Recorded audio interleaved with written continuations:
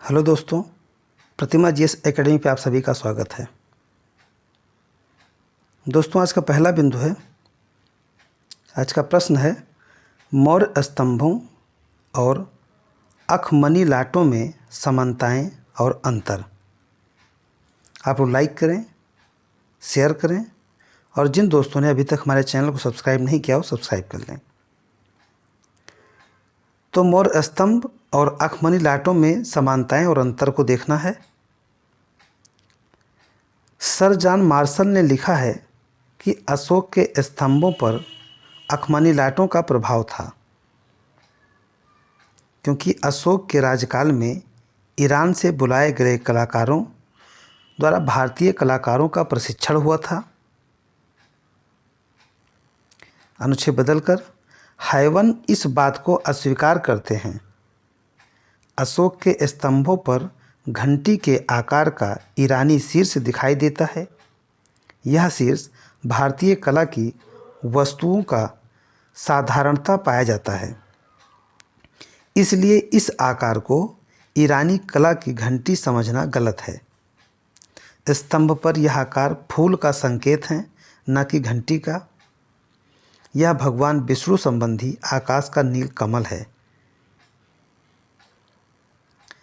कमल संबंधी सांकेतिक विशेषता, भारतीय विशेषता है, ईरानी नहीं। यानी कमल हमारे यहाँ पे भारत में हमारी परंपरा में नील कमल, श्वेत कमल, कमल इसका विशेष महत्व रहा है, तो इसलिए इसे ईरानी नहीं मानना चाहिए। इसके अतिरिक्त अखमानी स्तंभ किसी बड़े भवन आदि के अंग हैं, परंतु अशोक के स्तंभ पूर्णतः स्मरणीय हैं।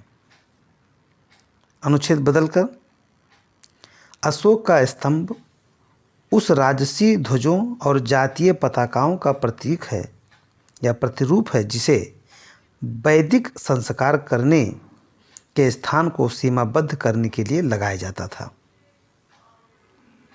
यानी यहाँ पे इस प्रश्न में ये बताया गया है कि अशोक के स्तंभ के जो प्रतीक चिन्ह हैं वो ईरानी हैं या नहीं हैं, अलग प्रकार से किसी से उधार लिया गया है या हमारे भारतीय संस्कृति का भाग है। अनुच्छेद बदलकर मौर्य स्तंभ पूर्णतः गोलाकार हैं, जबकि ईरान के स्तंभों में कोना है, यानी जो खड़ यानी चार भागों में जिसे पिलर के भांति होते हैं जिसमें कोना पाया जाता है, जबकि अशोक के स्तंभ में कहीं पर भी कोना नहीं, उनके आकार बेलनाकार यानी गोलाकार हैं। मौर्य स्तंभ एक चट्टान को काट कर बनाया गया है, जबकि अखमनी स्तंभ बहुत से पत्थरों को जोड़कर बनाया गया है। अखमनी शासन व्यवस्था है ईरान की, उसी के नाम पर अखमनी यहाँ पे बोला जा रहा है। मौर्य स्तंभ में कोई आधार नहीं है, जबकि ईरानी स्तंभ में आधारशिला उल्टे कमल के फूल के समान है। मौर्य स्तंभ में ईरानी और यूनानी कला का अनुकरण अवश्य दिखाई देता है, परंतु इसमें भारतीय कला की देन भी बहुत स्पष्ट है।